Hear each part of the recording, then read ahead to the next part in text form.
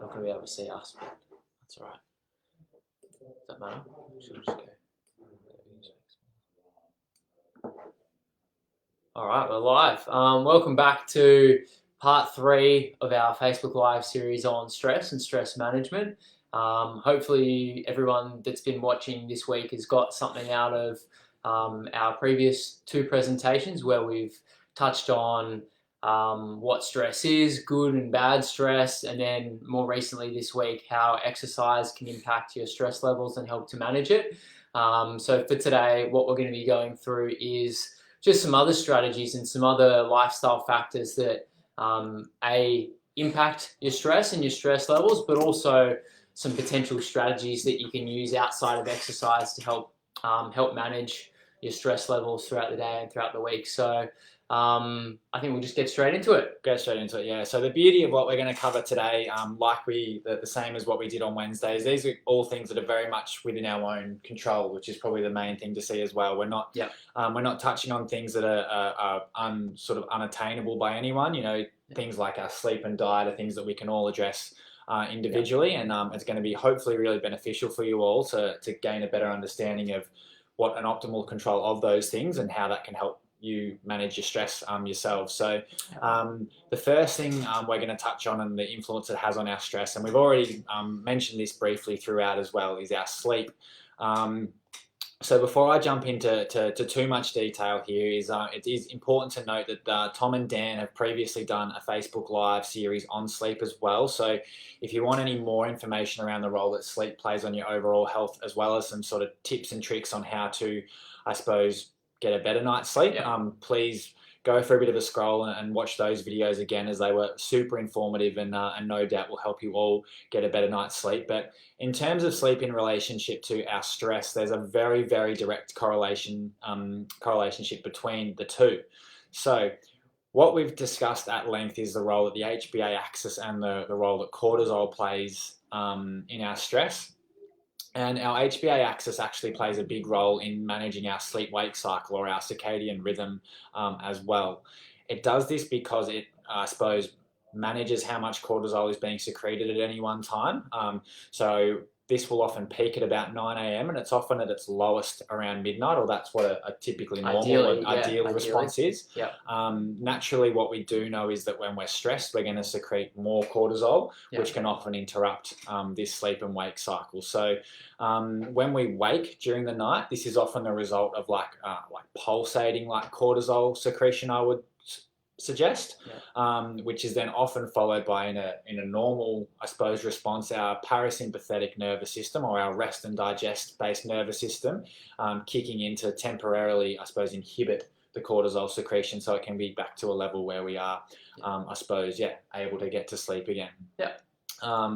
When we're stressed chronically, this HPA axis becomes hyperactive, so it's basically constantly secreting cortisol all the time to manage, I suppose, the certain stresses. So it's like, think about like having your foot on the accelerator all the time, even when you're trying to slow down and go to sleep. It's obviously not going to be a good thing having something like that going on. Yeah, for sure. And so we know that cortisol plays a role in helping us manage our stress. It makes sure that, you know, if we go back to our caveman theory, if, you know, the saber-toothed tiger's off in the distance, the role of cortisol is there to make sure we've got enough energy to deal with that stressor. So let's not think of cortisol as just a bad thing. No, it's definitely not. It's certainly a very relevant hormone to secrete. If we didn't secrete hormone, we'd probably just die pretty soon.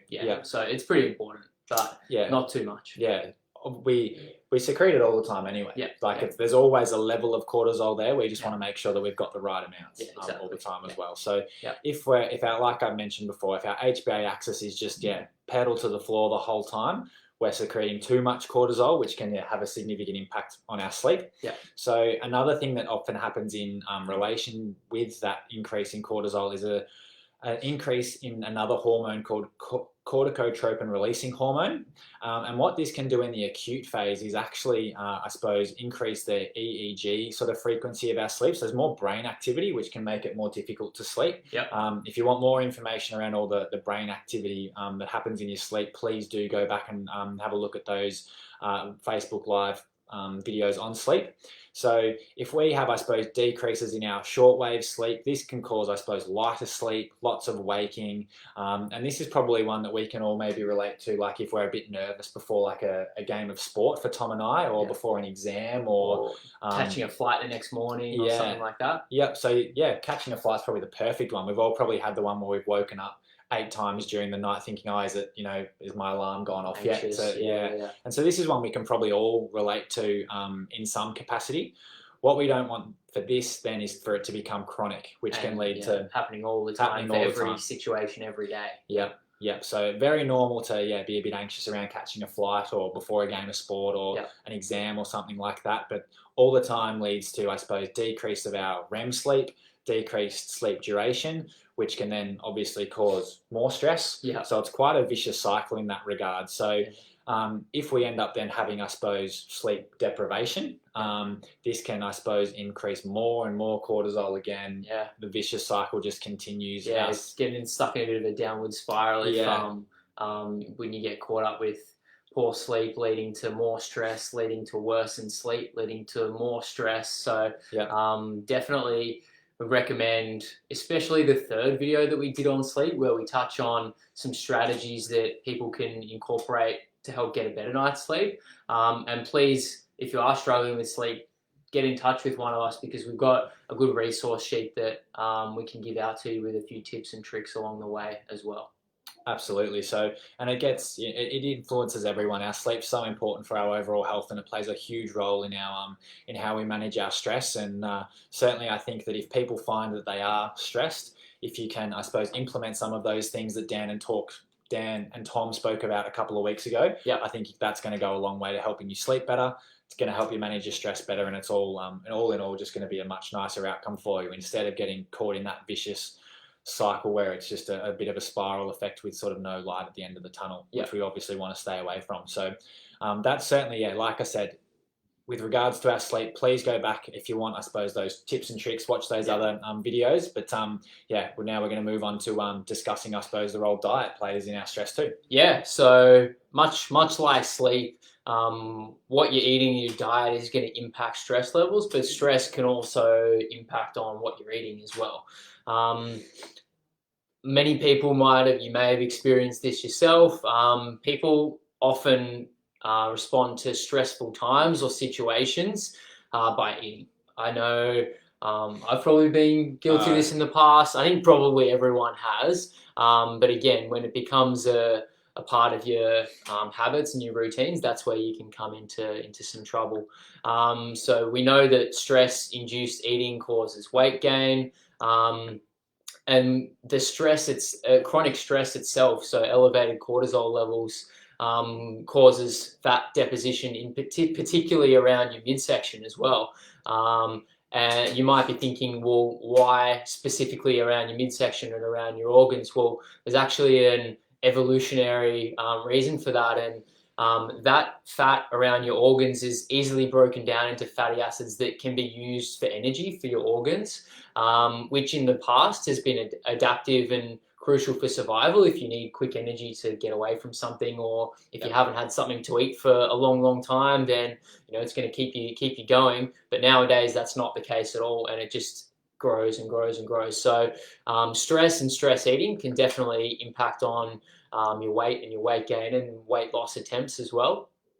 In the short term, one of cortisol's roles is to mobilize energy and glucose for our use. So again, going back to if you're going on a run, or if you're having to outrun prey, or whatever it is, that's one of its primary roles. But then chronically and over time, when those cortisol levels are up, it's going to see also a rise in your blood sugar levels, which we know can not be a good thing, and especially if you're managing type 2 diabetes, is going to increase your risk of complications in regards to that as well.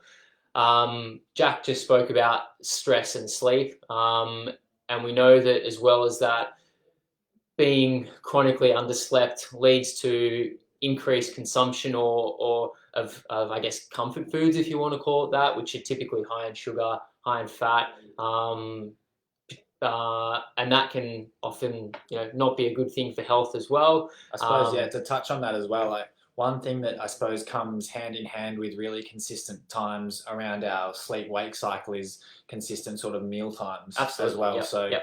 if our sleep gets out of in a nice rhythm. if our sleep gets out of sync and we do lack some sleep, like Tom said, then I suppose from a nutritional standpoint, we can get, I suppose, out of routine in terms of when our main meals are eaten as well, which can then lead to all the effects that Tom's been mentioning as well. Yep. So I think the other thing with worse sleep is typically poorer decision making as well, and that goes for when you're choosing foods. I know. Chronically underslept is going to increase the risk of making poor decisions, not only just in general life, but in regards to your food as well. Stress and elevated cortisol is going to stimulate your vagal nerve activity, which we mentioned the other day, which can increase your hunger as well. So you're probably going to feel more hungry if you're stressed. And now we can sort of see how multiple mechanisms of sleep deprivation, visceral fat mass around your midsection as well, and increased hunger can all impact on your weight and your metabolic health as a result of chronic stress. But what to do about it? So just as a couple of starting points for what you can eat or maybe what not to eat. But I think reducing the amount of highly processed foods, foods that are high in sugar and carbohydrates, confectionery, all the things that you probably more or less, if you have to open a packet to eat it, exactly. Chances are it's fairly highly processed. Is probably the best way to think about it. All the things that you probably think of, no one thinks, oh, I'm stressed, I've got to have, I've got to go boil some broccoli and some vegetables and have that. You reach for the biscuits or the ice cream and things like that. And those are exactly the foods that are probably going to make things worse, unfortunately. And it's important to know as well that this is all happening, but it's not necessarily through a lack of willpower of the individual or anything like that. This is biological processes that are going on that are sort of forcing people down that line. So it's not necessarily a reflection on you or your motivation or your willpower. This is just biology, and this is what happens when stress is a factor. Foods high in or lots of sort of seed oil, so like sunflower oil and those kind of things, trans fats, those are really, really something to stay away from as well, as they can cause inflammation and weight gain as well. I think eating real foods, Jack mentioned stuff out of a packet, is probably not going to be a real food. So fruits, vegetables, meats are always going to be a good option for you. Plates nice and colourful are always good. Colourful plates. Something that I've been noticing personally, but also suggesting other people have a think about as well when it comes to making decisions around food is try not to go shopping or be at the supermarket when you're particularly hungry or you're particularly stressed. Say you're in the supermarket and or you've just come home for a super busy day at work and you've got another busy day tomorrow, so you're stressed, you're hungry as well at this point in the day. That's exactly when you're going to make bad decisions, and that block of chocolate that's just sitting next to the registers looking pretty good, or 50% off. Yeah, exactly. They'll get you with the cheap deals, or the bakery smells particularly good, and you think, oh, I'll just grab that packet of donuts or something like that, and maybe planning when you're going shopping so that you've just had a good breakfast or something on the weekend, and going from there is something that can really help. And the last thing as well, and this is what we're going to touch on in just a moment in a bit more detail, but being mindful about you're stressed and when you're stressed and what you're eating and how you're feeling when you're doing things like that can also be really, really important as well. We're going to go into that a little bit later on as well, just in terms of how we perceive our stress and actually acknowledging that, because it happens with all of us. There's not one person in the world that's immune to stress. But acknowledging it is really important. So we're going to touch on that a little bit later, and that's obviously, as Tom just mentioned, key when it comes to our diet and our nutritional, I suppose, health too. Because if we're, I suppose, unaware that we're stressed, then a lot of those sort of decisions around, reaching for the block of chocolate we can do without thinking, and then obviously the effect continues to snowball. Yeah, thinking about, why am I actually eating this? Am I hungry? Is it just because I've had an anxious day or had a busy day, and even just sort of starting to make those connections and being a bit more mindful of those situations can really help you down the track as well. Yeah, for sure, for sure. And one way we can, I suppose, help acknowledge this at the time is, I suppose, implementing techniques around mindfulness and meditation. And I know that they're all probably both terms that everyone's familiar with or has heard of Kind in of some almost capacity. buzzwords at the Yeah, moment. People yeah, sort of know what it is or kind of know what it is, but don't know whether it could work for them or whether it's something they should do. yeah, absolutely. So it's something that I think I suppose, encouraged a lot of people to look into. Yeah, It's something that takes quite a bit of practice, I suppose, to do the first time. definitely. It's not something that people often just nail the first time. I suppose being particularly present and being able to sit still for 10 minutes or something like that. But Yeah, I think, yeah, there's certainly a lot of research behind the benefits it does have in I suppose, managing our stress. So yeah, one thing it can do is, I suppose, there's a lot of research out there to show that mindfulness and meditation can see, I suppose, neuronal shrinking if we don't do it. So I suppose part of the brain that controls fear and worry and emotion, we want, I suppose, the amygdala and our neurons all around that area of our brain to be firing as well as they possibly can be. So one of the benefits of mindfulness and meditation, if done quite regularly, is that it, I suppose, increases the size and efficiency of our amygdala. Another one is that I suppose a part of our brain, our frontal lobe, it tends to, I suppose, take a bit of a back seat when we're doing mindfulness and meditation as well. And this is the part of our brain that plays a big role in our sort of, I suppose, awareness and our self-conscious control. So when we're, I suppose, catastrophizing things and all of that, it might be something at work and then we go, I'm not going to get this done at work and then I'm going to lose my job and then I'm going to be all that catastrophic thinking that we've probably all been through at some point. That's all coming from our frontal cortex. So if we can sort of put that all on the back burner, right at the front, if we can put that on the back burner a little bit as well, that's really important. And that's something that we can do with mindfulness and meditation. Yeah, because we're really present. We're not necessarily thinking too much about those stressful kind of thoughts. And I suppose similarly, the parietal lobe, it plays a big role in processing sensory information. And again, we're slowing that down with our meditation and mindfulness as well. Again, HPA axis, so a lot of our key systems around our stress response and in our nervous system are, I suppose, being slowed down here. So again, we're slowly inhibiting that secretion of cortisol or that stress hormone, which we know too much of is certainly, I suppose, problematic. And then we can certainly see more connections in our grey matter, which is in our prefrontal cortex, which is part of the frontal cortex.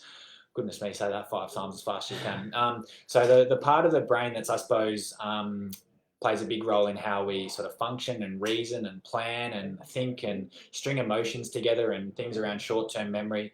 Probably things that all we can understand, I suppose, they wreak havoc when we're stressed. So if we can, I suppose, make sure that the connections and the grey matter in that prefrontal cortex are as good as they possibly can be, and that's going to help us remain, I suppose, in control of our emotions, much more stable, have more focus, have positive emotions, all of those things in an ongoing kind of sense, which is really good. Yeah, I think when you think about it, that's all the kind of physiology, I guess, of what's happening when you're when you're doing some meditation or mindfulness practice, but kind of makes sense as well. The idea of it all is to, get you to be more aware of your thoughts and your stress and acknowledge it and almost help you relax in a way as well. And this is just the physiology behind exactly that. Yeah, so effectively we've obviously spoken at length around what the stress response is. In a nutshell, what meditation and mindfulness is trying to do is basically flip that process on its head to help us relax a little bit. So instead of us secreting more cortisol to deal with a stressor, we're trying to inhibit the secretion of cortisol. Instead of, I suppose, our nervous system going, or firing quite significantly to help us, whether it's utilize fuel or run or flee or be more focused, whatever the case is, to work with a stressor that's at play. We're trying to sort of calm all of that down, and it can take quite a lot of practice as well.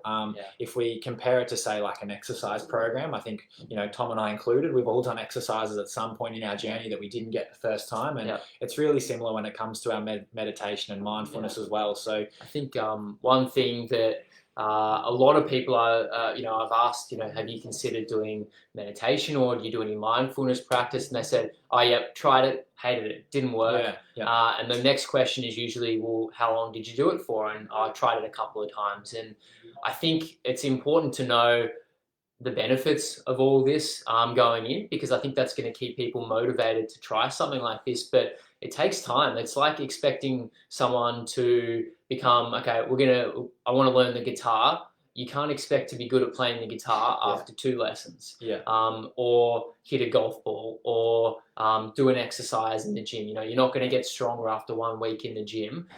It's something that takes practice, takes a bit of dedication as well, and continual practice. And that's when you start to see the benefits of it. So for those that have maybe tried it in the past or thinking about trying it,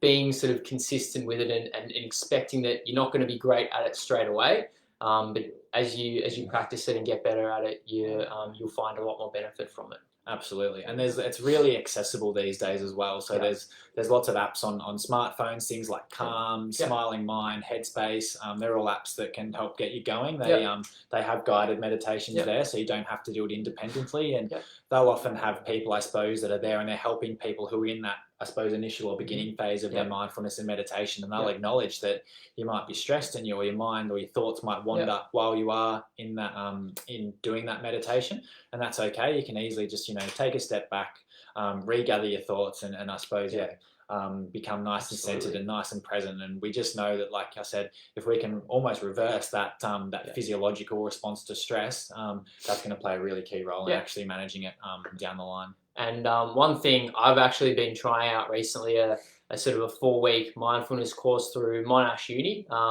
Ed, one of the exercise physiologists here, who most of you will know, has put us onto that. It's a free course, and I'd strongly recommend that if anyone is struggling with stress or would like to try out these mindfulness and meditation practices for any reason, please get in contact with us, and we can share this program with you, because it's free. It's a really, really good introduction and an easy way to start off with some meditation, as simple as sort of 2 minutes a day kind of thing to begin with. So if anyone is interested in that, please reach out and let us know. We're more than happy to help. Yeah, absolutely. So I suppose now we've got a number of other, they're not quite as, I suppose, profound as, I suppose, our diet and our sleep and our or the concept of meditation, but these are certainly other, I suppose, topics that we just wanted to touch on around managing our stress, as well as they're again ones that some of them, I suppose, get a little bit more airtime than others, but they're things that are really key in managing our stress as well. So one, I suppose, thing that potentially it sort of almost goes a little bit hand in hand with our meditation is just some deliberate breathing techniques, and using, we call it diaphragmatic breathing, or using your diaphragm to make sure that we're completely filling up our lungs. And I suppose in more specific reference to our stress, when we are doing that really deliberate deep breathing, we're increasing our vagal tone. And we mentioned that a little bit on Wednesday in terms of how sort of mobility and stretching in conjunction with some deep breathing can help increase our vagal tone. But I suppose when we say increase vagal tone, we're activating our vagal nerve, which plays a big role in our parasympathetic nervous system, which is, again, our rest and digest sort of nervous system. It's helping us calm down a little bit. And I suppose it helps us move away or turn off our sympathetic nervous system, which is more our fight and flight response.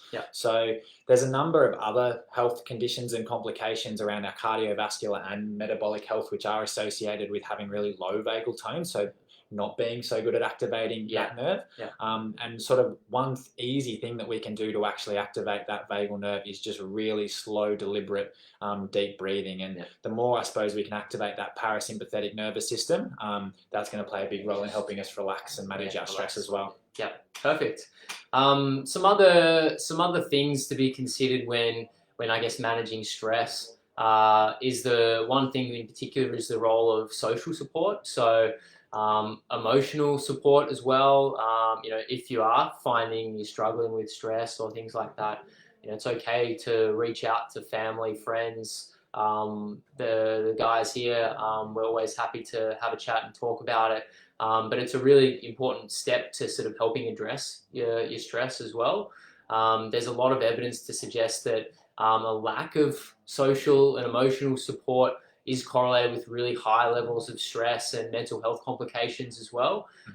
And counter to that, strong social support has been found to aid in countering the problems independently by promoting self-esteem and more autonomy and control over situations as well. So whereas those, I suppose, who maybe don't have the same social support, they tend to want to seek help from other people. They tend to want to be, I suppose, reliant on, whether it's allied health professionals or friends, as opposed to, I suppose, having the, like Tom mentioned, the autonomy to be able to manage their stress themselves. And it's a really important thing to be, I suppose, on top of individually. I know that for me, I like to be able to manage stressful situations myself, as opposed to, I suppose, being reliant on other people. So that's where our really strong social support comes in. It's not always about being reliant on other people either, but just having people to lean on and talk to, of course. That's a really, really big factor.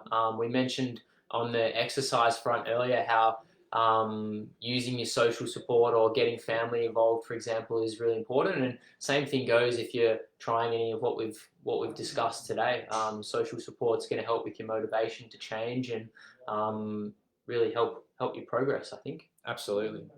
So another concept that people potentially will be quite familiar with is the concept of progressive muscle relaxation. So this can often go hand in hand with meditation or mindfulness practices as well. So this is our concept where, we often work our way down the body, and it's like sort of scrunching up all the muscles in your face. I better not do that, it'll look a bit funny, but and then relaxing and letting it all go, and then trying to tense all the muscles in your upper back and squeeze your shoulder blades together and let it all go.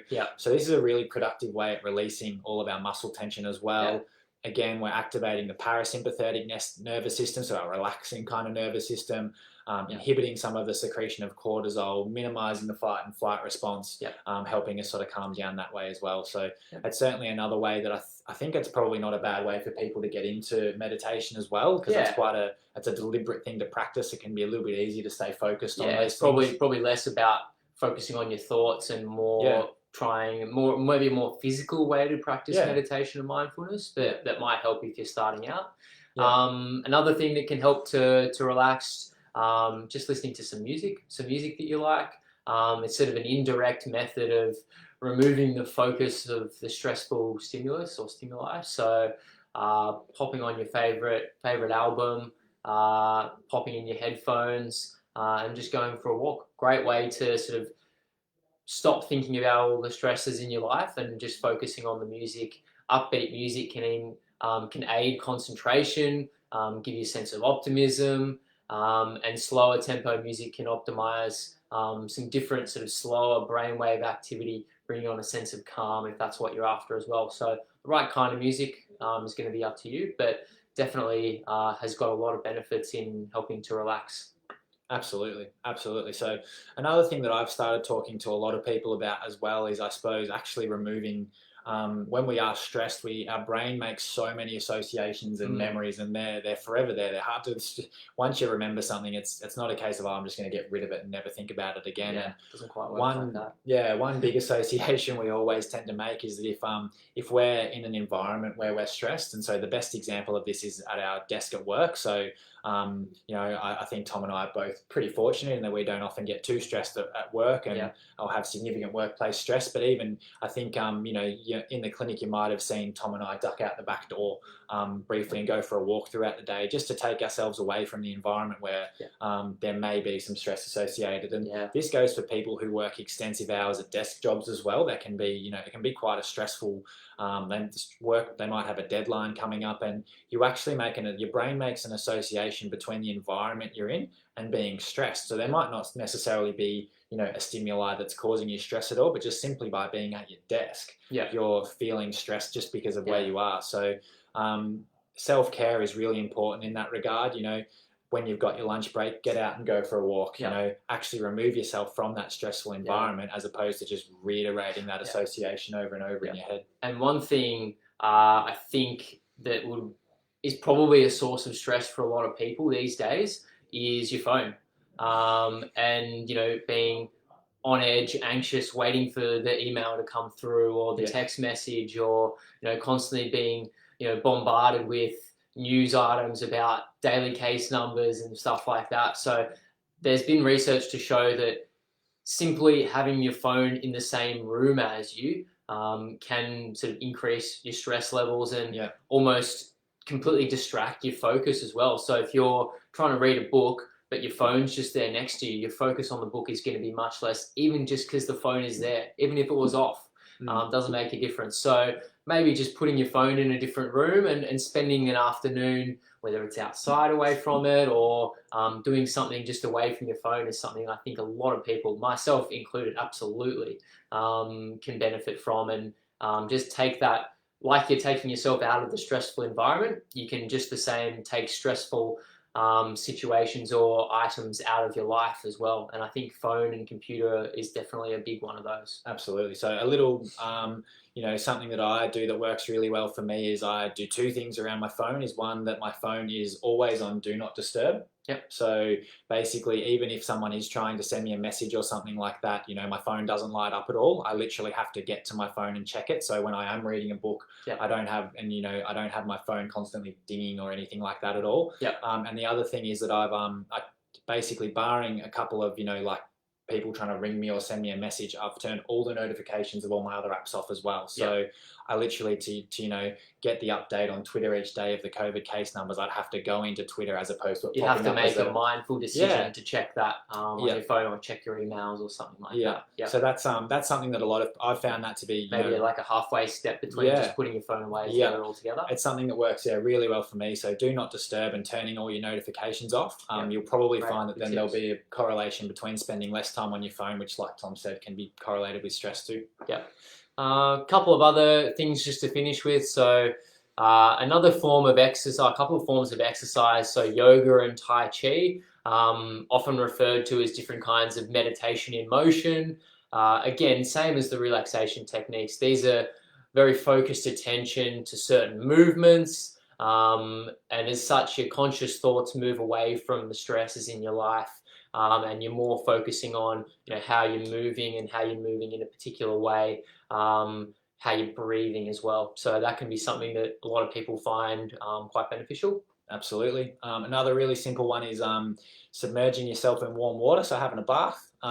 Again, plays a big role in relaxing our nervous system. There's often not too many worries in the world when whether you're in a bath or down at a hot spring somewhere, when you're sort of in the warm water, you don't tend to be too stressed. And it's another really easy way that you can manage your stress. Yeah, and I think all of these things, when we put them all together, probably come under the category of the last thing we want to talk about, which is a bit of what's called self-care. So anything that you find helps you relax, taking a bath. For me personally, it'd be going for a bike ride or something like that. Taking your phone out, or putting your phone away. Doing some baking, gardening, whatever it is. Any kind of activity that you're going to enjoy, you're going to take your mind off things that might be stressful to you.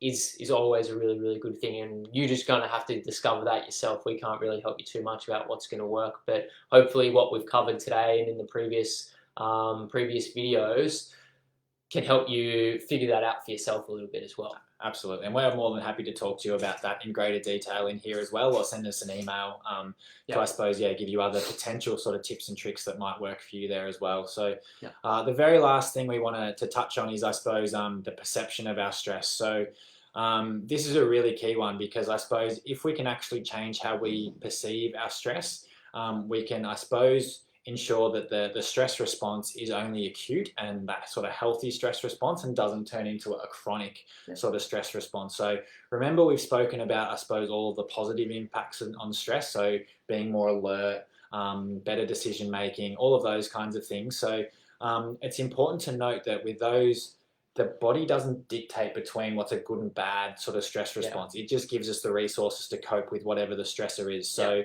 for instance, whether I'm doing a really heavy squat, or if I have to swerve on the road to avoid an accident, what happens physiologically is the same. So the HPA axis still responds. We activate our sympathetic nervous system. Heart rate goes up.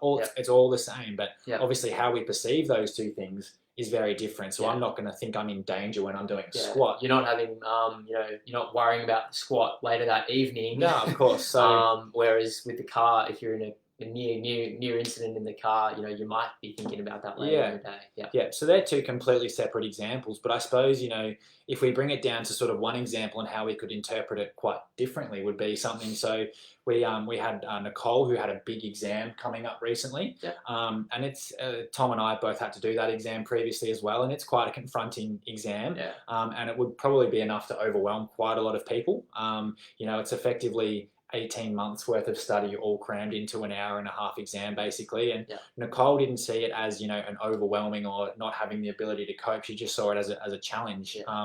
And when you see it as a challenge, we get that that really nice sort of stress response where we do become more alert, we do make better decisions, and that probably enabled her to perform really well in that exam versus someone who I suppose had felt like can't cope with the stress of this exam, it's too much for me.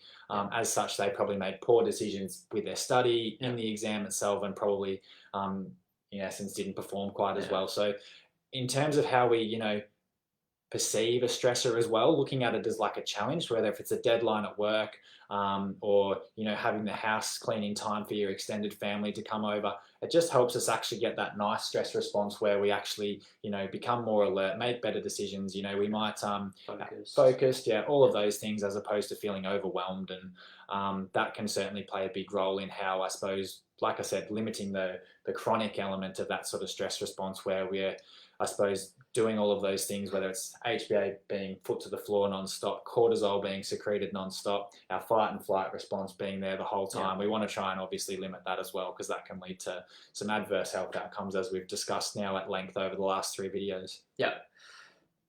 That's it. That's pretty much it. That's all the content that we had to talk about, and we've covered quite a bit today across quite a range of different topics. And like we said in the past, if anyone's got any questions in particular, feel free to comment on the video, get in touch with us via email or face-to-face here in the clinic. We really hope that you guys watching have gotten something out of these videos as well, because we don't just do them because we like looking at our reflection in the little box down in the corner. We do these videos so that the people that are in this Health Hub community can learn something about their health and hopefully take on board some things that are really going to help them. And this time it was understanding and managing your stress. So we're going to be continuing doing quite a few videos over the next month of August. We've been spearheading some preparation around the topic of sugar is our next topic for the next month. So a little bit of a pivot from stress. But starting on next Monday, actually, and running all through next week, I'm going to be taking you guys through sugar, what it is, and how it impacts our body for the mostly negative, unfortunately, and some things that we can do around maybe improving our lifestyles and making things a little bit healthier. So if you've got any questions on that, please let us know as well. It's going to be, I know a lot of people are going to get a lot out of those videos. But we want to hear what you guys have to think as well. So if there's any topic that you want covered, let us know. Absolutely. So no, Tom is certainly the metabolic health and diet guru. So there's going to be a lot of very, very worthwhile information coming out over the next month as well. And I know that I'm certainly going to have some good involvement in these Facebook Lives as well. In a few other topics too. So I hope, like Tom mentioned, that you all got something out of these Facebook Lives, and please do let us know if you've got any sort of questions at all. We're obviously here to help you guys as much as we can. So have a great weekend, and please, log back on Monday at 3 o'clock where, Tom will be there ready to chat all things sugar. Sounds good. All right. Have a great weekend, everyone. Bye. Bye.